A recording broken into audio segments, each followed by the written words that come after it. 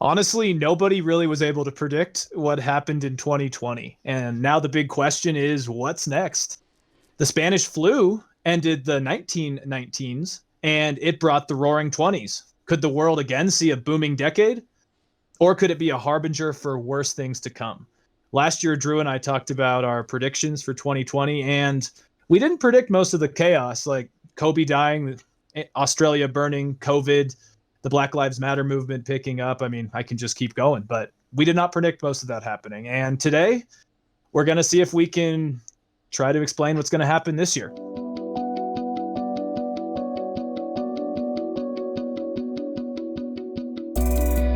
Hey, what's up, Drew? How are you? I'm good, man. I'm good. I'm kicking back. We're obviously, we're recording this during the Georgia Senate runoff. We just recorded an episode about the Georgia Senate runoff. So, it's always fun to be like, I always like election nights. There's an energy to them. There's not as much energy as this one as there was the president, but there's still a nice energy to this. Yeah, definitely agreed. And, I mean, I do think the outcome of that, whatever it may be, is going to definitely impact 2021. I think Sure. it's going to impact the just temperature of the nation, the politics of the nation, how much Joe Biden can get done. Right. So it's going to be fascinating. But yeah, last year you were correct about Biden. You were 100% correct about Biden. And I think I was correct about the EU kind of being on life support in terms of like getting stuff done. But other than that, I don't remember if we predicted many of the chaos that I followed. mean, how you could, yeah, we obviously could not have predicted the pandemic. No. And I remember even when we did a pandemic episode, at first it seemed like maybe this thing would be over in a month or two. And man, that was wrong. That was sure Yeah. wrong. I remember when people were like posting funny things like day 15 of quarantine, like can't believe it's been this long. You're like day 15, bro, try day 155 now Oh God. or Yeah, man. more. Oh gosh. I was talking to some friends from back in Spain finally. We were doing a Zoom and I was just thinking like, gosh, like it feels like just yesterday, like life was good, just working, chilling, everything was good. Right? It's kind of nuts. It's kind of nuts. Okay, so let's take our time machine into later into 2021. Like what's the takeaway you have? What do you think could happen in this coming year? Well, I think the big thing is that we're going to see is I think we're going to see and I don't want to sound too optimistic, but I think we're going to see the beginning of the end of COVID, right? I think that now we have vaccines that have clinical trials and have been proven to work and are in distribution currently. I think it's something like Israel's already has 10% of its population is vaccinated. The United States is currently just above 1% of its population is vaccinated. I would hope and I would think that with a fresh new administration that has campaigned on taking this very seriously, I would hope that probably by the end of the year, at least half of Americans would be vaccinated, and I think that would be great.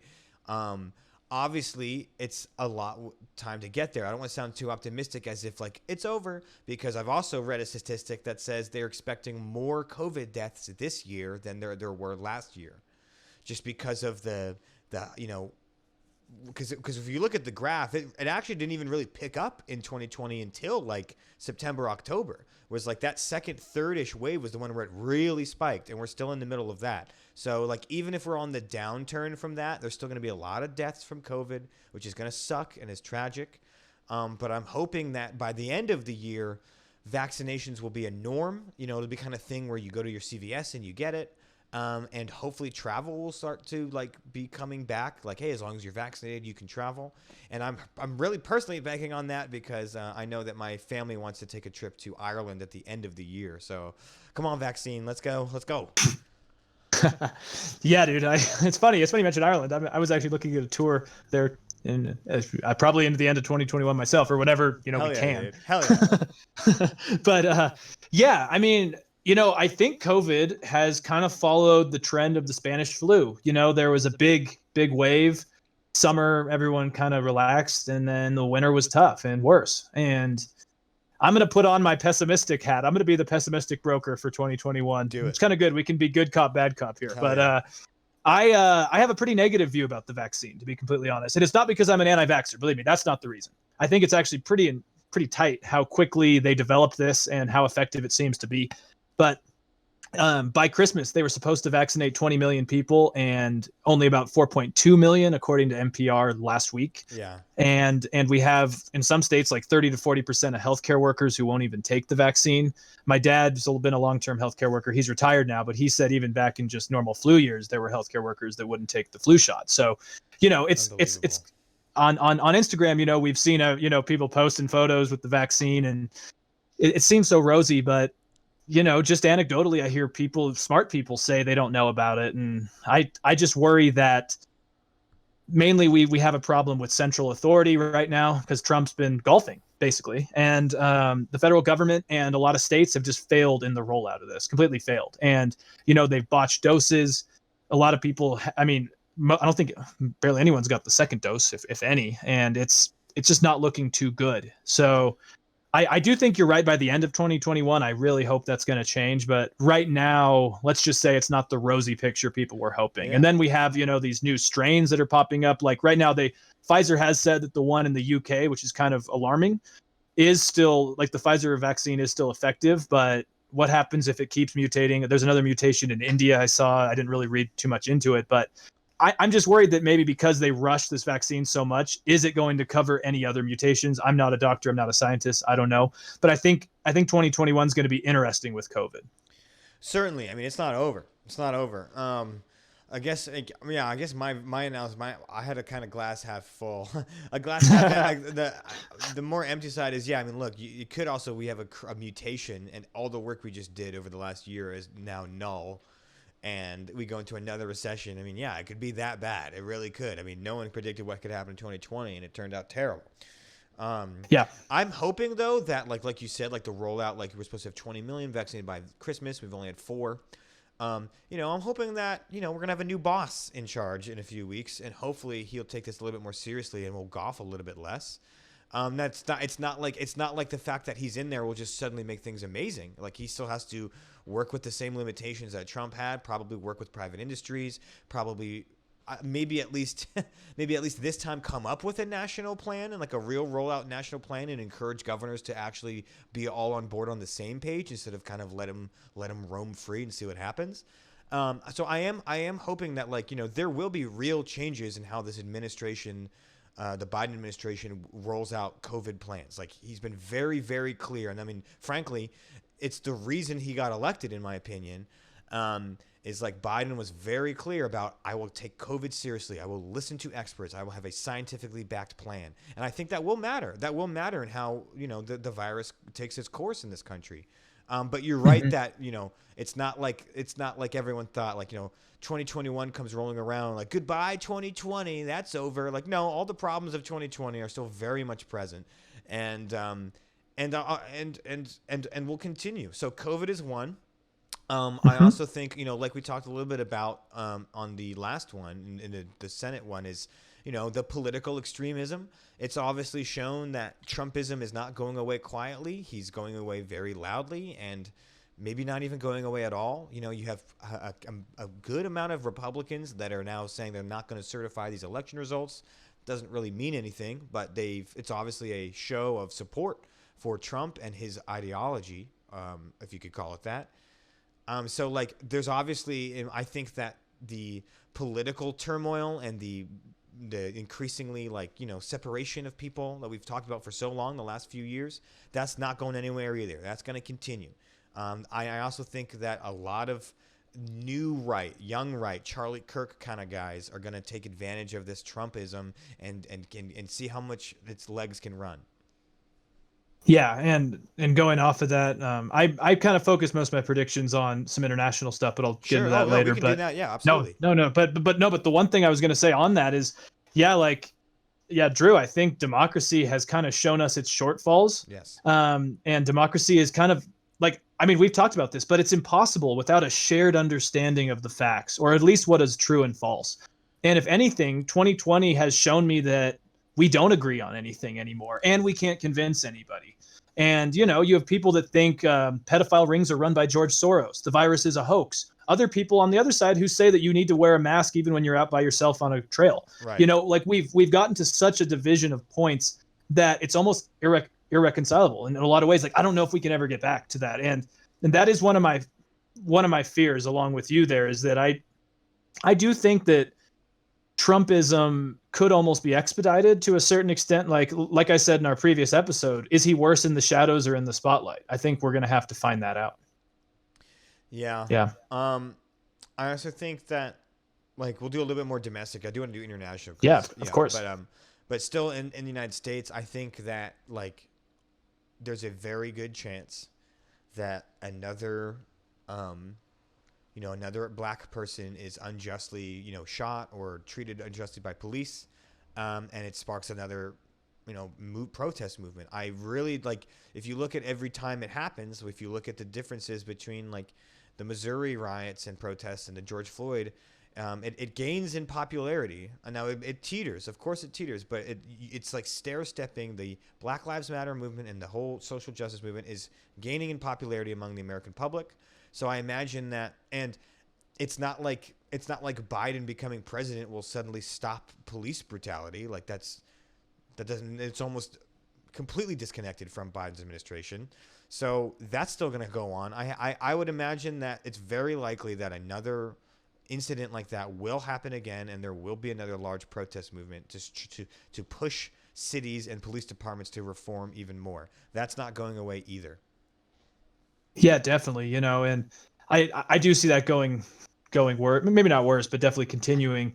My big question, I think part of maybe the extent of how much it's going to happen kind of rests on the pandemic, I think, because I've kind of gathered that I think the heat and energy around some of the protesting was kind of developed just because people were so focused on the news, and they were stuck at home, they weren't working as much. They saw this man for 8 minutes struggling for breath.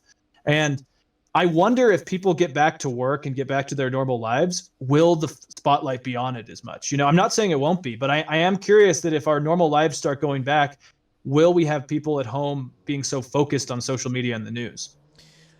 Who knows, man? I mean, it's tough to say. It's tough to say. I certainly don't think that, you have to remember too that, yeah, maybe you're right that maybe these were the largest protests we've seen so far because people were working from home or not working, right? Had more opportunities to be out in the streets.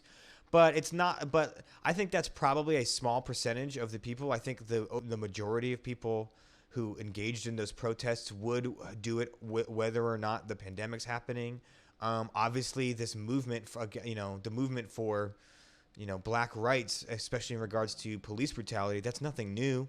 That's not, and so some of these people have been a part of this for decades, right?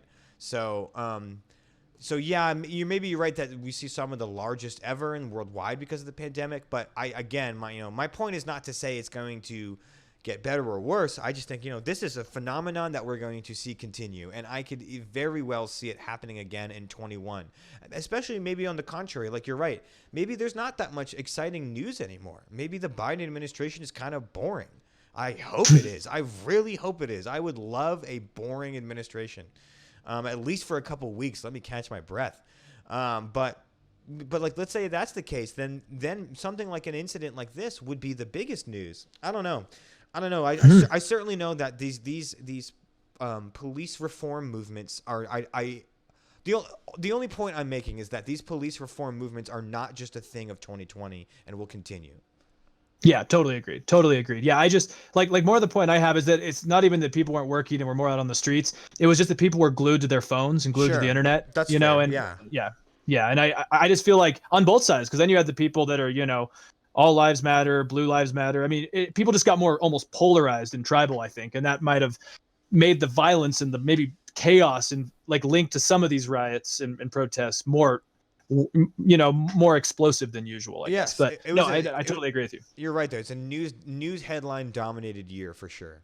Yeah, definitely. And so China, really quick. I want to actually start with the vaccine, and then this other thing. But I actually think that this is going to be the decade for China. I think China is going to do freaking amazing in this decade.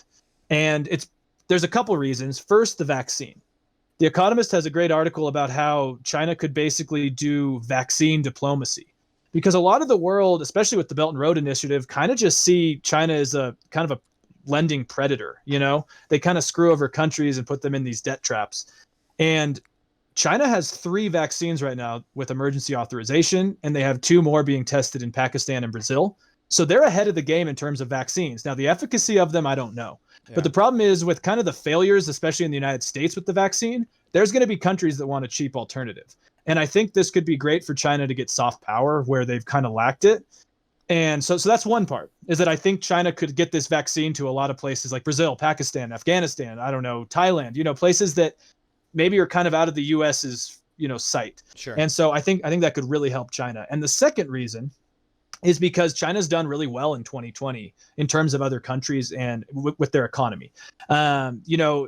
Economists think that 8 to 9% growth could just be expected in 2021 alone. Wow. And China actually grew during 2020 while most countries went down or stagnated. So I'm really concerned that, especially with Trump and the step back of the United States from the world stage, I don't see Biden pulling out of the trade war. I could actually see him in some ways expediting it, but maybe in a better way.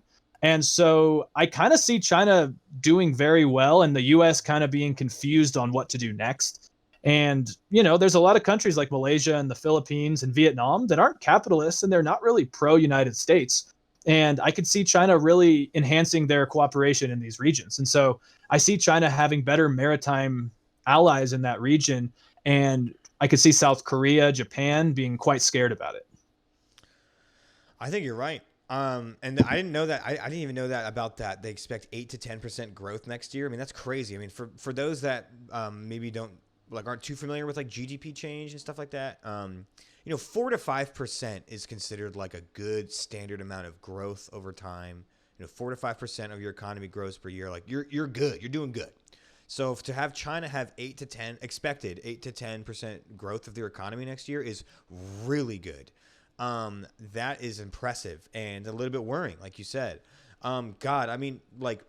It's interesting you say how they're like leveraging the vaccine too, because it makes sense. I mean, first of all, it's kind of funny because it's like, it's like offering the water bucket for the fire you kind of started. Yeah.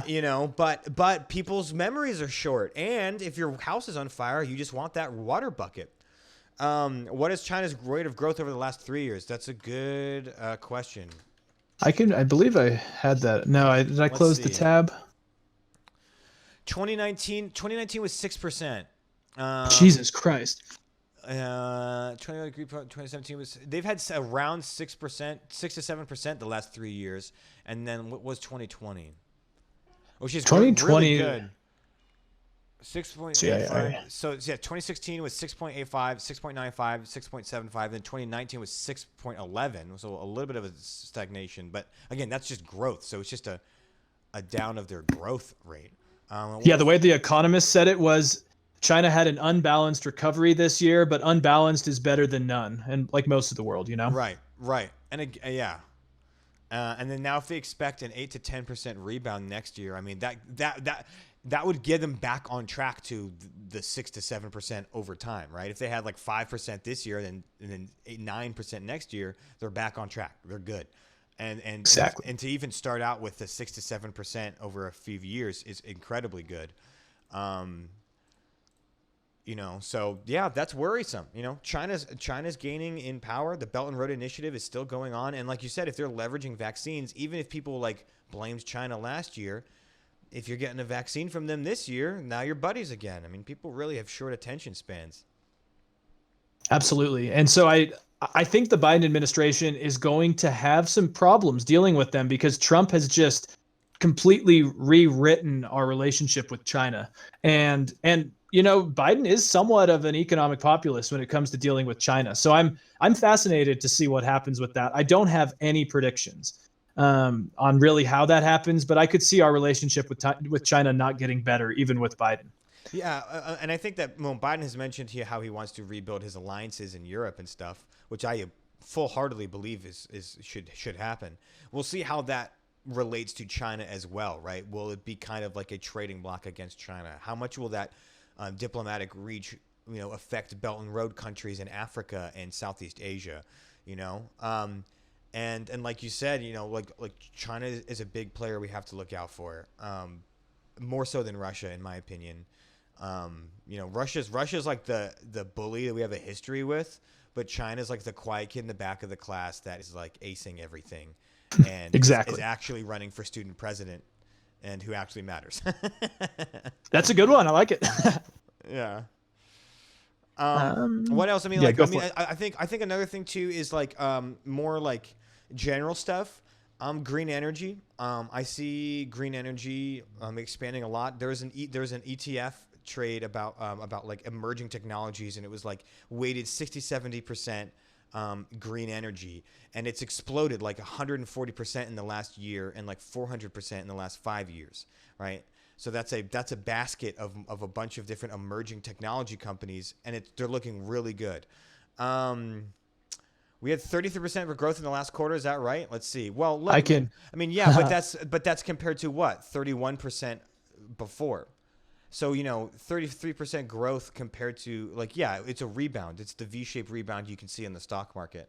Um, Yeah, yeah, like that's the thing on that is that it's kind of a misleading number because if our economy really shrunk in the first parts of 2020 when COVID was first, a widespread pandemic and then jumps back up, that's not actual growth in terms of where we were at before. So those are the type of numbers that the Trump administration keeps using is that our GDP is the best ever and our growth is the best ever. Okay, it was better than March because we were so low, but it's basically like if you went from 5 to -5 and then went back up to 2, the growth it would look good on paper, but the growth isn't actually as good as it looks. and look back at even before that. Like, so look, if you look at that graph you posted, it's -5 and then -31.4, right? That's minus 36, percent over that time. And then you're up 33%. You're still down for the year, if based on the graph I'm looking at. And even before then, look at how our economic growth from 2018 to 2019. 2018 had some decent, almost 4, 3.8, 2.7, but then, we're down here in 2.1, 1.3, 1.5. Now, granted, those were at all-time highs in the stock market, so growth is, I guess, harder when you're at an all-time high anyway. So to be fair, but that's not anything close to the growth that China's experiencing. So we're behind in that race, even with this big rebound spike we're seeing. And now, again, that's a good thing. We have a rebound in the stock market. But I would argue that if you look at other things like unemployment, we still have a lot of work to do rebounding from COVID. Right, right. And while we're on economics, I wanted to mention Europe because that's also one of my main predictions here is that I think the EU is going to have an extremely rough year. Back in July, I covered that they signed that almost $800 billion or 800 billion euro stimulus, which is about $880 billion, Right. and they agreed on it. But it was a fight. You had the wealthy, frugal four, along with a lot of northern countries like Germany, just completely disagree with the amount of spending, and you had poor Southern Europe with a lot more public deficits, begging for more. And so the Economist says the easy part was passing this. The hard part's agreeing on how to spend it. And the Netherlands has an election. I believe it's in April or May, and it's going to be a big one where they could see a pretty populist anti-EU party come just because of that, because the Dutch don't want to be paying for this when they've been quite frugal, and so that now mixed with Viktor Orban and the nationalism that's been growing in Poland, Austria, and Hungary. I'm kind of sad because a lot of center right parties in Europe have actually kind of let Orban do his thing. And the comparison I use is that it's kind of like Trump and Republicans. A lot of the Republicans know he's bad, but they kind of let him do his thing because he's kind of good for what they're trying to accomplish. And it's kind of been the same with Viktor Orban in Hungary, is that a lot of the center right parties in Europe have not condemned him because, in a way, they kind of agree with his anti-EU stance. And so I think between the stimulus and the just kind of the division between the North and the South and the growing nationalism in the East, I think the EU is not going to be lasting for that much longer, or in a different way. It's in trouble, or it's going to have some turmoil. Yes. I also want. Now, like, for another going along right, that is like a Brexit is now actually in effect. Oh yeah. Right? So Brexit's real now. It's finally happened. They were able to get some kind of a trade agreement, but it's still having a lot of problems, and I think that might also be a litmus test for some of these other populist movements. Like, let's say you have a Brexit happen, and England has a great year, or not England, sorry, the UK has a great year. It might bolster more more anti-EU sentiment in other nations. However, if the UK goes down the shitter, it might make some hesitance to be like, well, maybe we shouldn't leave the EU, right? But I do think that now that Brexit's actually happened, we're going to see the real results of it. Obviously, something of that kind of scale, you want to see results over 5-10 years, right? If you're a real political scientist, you want to wait 10 years, but no one wants to wait 10 years for their headline. So I think that within this next year, you'll kind of have a consensus on is Brexit good or bad, and I think that consensus might play into other politics in the EU. That's a very good point. Yes. And I totally forgot about Brexit. There's so much chaos, but yeah, that's right. They've officially left as well. So yeah, I think you're right. In the long term, it's going to be interesting to see how that plays out. I mean, I would believe maybe over the long term, it might eventually be okay for the UK, but right now, I think it's a nasty divorce, to be completely honest. Um, the other one that I just wanted to brush over really quick is nuclear struggles. You know, Ooh. and it kind of came back to my mind with the Russian hack from a few weeks ago, Mm. that you have countries or nefarious actors that can get access to our nuclear codes, and you know, there's multiple factors here. I mean, you have India, Pakistan, China, Russia. That's quite a hot region, you know, and we have these Kashmir issues between India and Pakistan. We have the hostilities between India and China. These are all nuclear nations, and with not that much restraint, especially Pakistan and India. I mean, I don't think they would actually blow each other up, but I think there's going to need to be new agreements on a world stage involving nukes. I mean, there's that, you know, that treaty on the prohibition of nuclear weapons that the U.S. and Russia partakes in. No, sorry, that's a different one. I'm looking at a different one. That was the New START treaty is the one I meant. The one you and I were talking about, I think back in May or something, that Trump didn't want to sign, you know, until China's brought into it. And there is an issue there, is China wants to keep building more nukes while the rest of the world's being told you can't. So there's going to be some serious, I think, discussions between cyber attacks, old material, false flag alerts. It could be interesting. Yeah, that's another thing. I think 2021 we're gonna see more and more of this cyber tech war. You know, that's how wars are waged now. And we obviously saw a blatant attack from the Russian government against the United States. Everyone in the security industry and national security apparatus kind of agreed it was Russia. And I imagine that China would do the same. You know what I mean? So it's not like just because it's Russia, it's more important or less.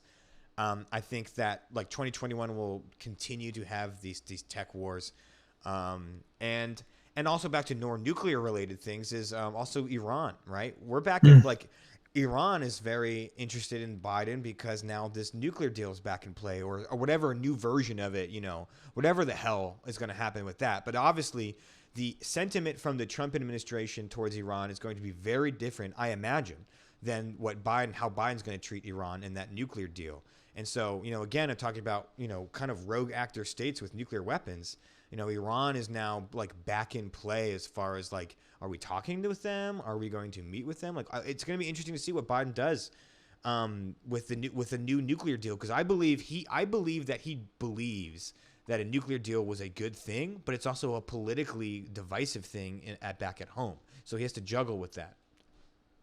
Well, and I mean, yeah, exactly. And on the other side, I think it could be just as tough because in Iran, it was very difficult to get public support, especially from the more religious clergy members, to do this, to work with the United States. And so I would imagine now a bigger majority of Iranians probably don't support going back to the table with us. We bombed a couple of them, you know, like we drone striked one of their head military guys. So I imagine you're right. I imagine they're probably more entrenched against us.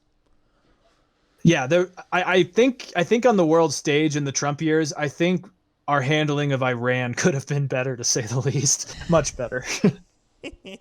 Oh gosh, yeah. Like I just don't know why I mean, I understand Soleimani's a bad guy. I think he's a bad son of a bee, but you know, killing him was a bad move. Let's see. Our viewer here on the comment says Iranians are more interested in opening up relations with the U.S. I think they're in economic turmoil, right? Like I think that you still have the Ayatollah, which will chant death to America until they die. But it's still true that, like, you know, Iran does have a more government. Yeah, I mean, I'm not sure how much that's true. I know that certainly Iranian Americans that I've talked to in the United States don't like their government. But again, that's Iranian Americans in the U.S. I haven't spoken to Right. many Iranians directly, but I do know that Iran is in a terrible economic situation. And that, their incentive to get back to the table is probably that it's please get rid of these sanctions so that we can have a functioning economy again. Yeah. Yeah. And like, I mean, like this comment says, I mean, there's not much public support for the government. It's up to the Shahs. I mean, yeah, from what I've gathered, obviously I'm not an Iranian expert, but from what I've gathered, that's more the religious clergy side of it is probably where there's going to be problems. Like the people, I think, want to open up the country and do deals with the United States, but I don't know about the The religious Ayatollah. side. Yeah. Yeah. And those in power. Hmm. Yeah, well, I mean, we'll have to see, but it's interesting that it's another part of the world. It's a changing part of that world stage, right? Because Trump and Biden probably have almost completely conflicting ideas of how to handle Iran. So it'll be interesting. Right. I will have to look up that Navid Afkari, interesting guy, a dissenter. Yeah, I heard he got whacked. Wow. And like I think it was like a month ago or something. But we do have to. I think we do have to wrap it up here, Alex. Yes, I But agree. it's hard to predict what will happen in 21. But I think the main theme I would try to say is probably not much is going to change. And then I do think that you're probably right that the international battle of like cyber influence and economic influence in developing nations, that battle between the U.S. and China is going to get even more intense. JHNDEZ, John Dez. I don't know how to pronounce that, but hey, thank you, man, for tuning in. Anything else you want to add, Alex, before we head out? Click the like and the subscribe if you like it. Tell your friends. We always appreciate the feedback. And yeah, Drew, I agree with you. I think it's going to be a lot of the same. I do think we're going to see a fractured world order. That's my biggest takeaway. Is I don't think we're going to have this kind of post-Cold War order for much longer. And No. I think the 20s are going to be the big change. And that's all I can say. But hey, man, it's fun. Happy New Year to you. It's good to be back. I'm glad we're working on some changes this year. I'm excited, and let's just keep going. It's always fun. Yeah, absolutely. Stay tuned, guys, for more Tonic Accord in the future. Okay, take care. Take care.